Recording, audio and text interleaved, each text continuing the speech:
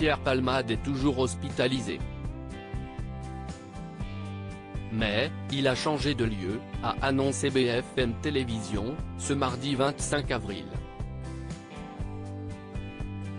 Selon les informations de nos confrères, l'humoriste et comédien de 55 ans, mis en examen pour homicide involontaire et blessure involontaire, a quitté l'hôpital Paul Brousse de Villejuif où il était soigné depuis plusieurs semaines.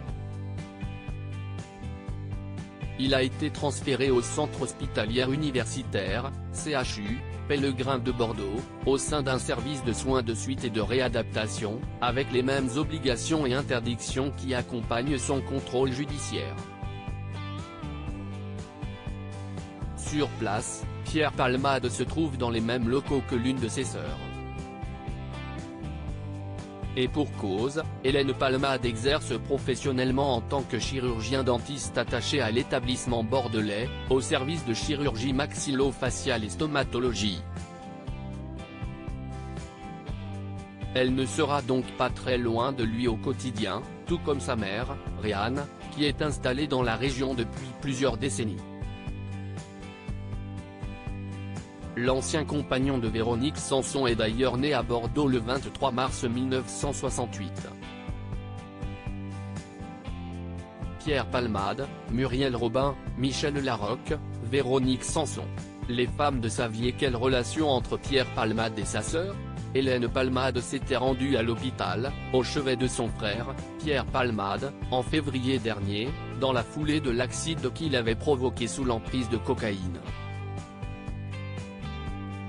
Dans un communiqué transmis à l'AF, le 14 février 2023, c'est également elle qui a affirmé que l'humoriste avait honte et assumera toutes les conséquences de ses actes avec la conscience terrible qu'il ne pourra jamais réparer le mal qu'il a fait. Dans son livre « Dites à mon père que je suis célèbre », paru en 2019 aux éditions HarperCollins, Pierre Palmade avait évoqué ses rapports avec sa sœur cadette Hélène. Je me servais des anniversaires de ma sœur pour créer des spectacles, pour monopoliser l'attention. J'étais obsédé par l'idée d'organiser, d'inventer, comme aujourd'hui j'organise des grands shows télé, s'était-il souvenu. Et d'admettre, petit, j'étais déjà mégalo. Je voulais tout le temps me faire remarquer, je cherchais constamment des compliments.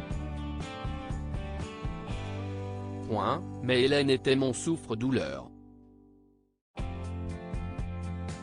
Crédit photo, Jacques Ovid Moron.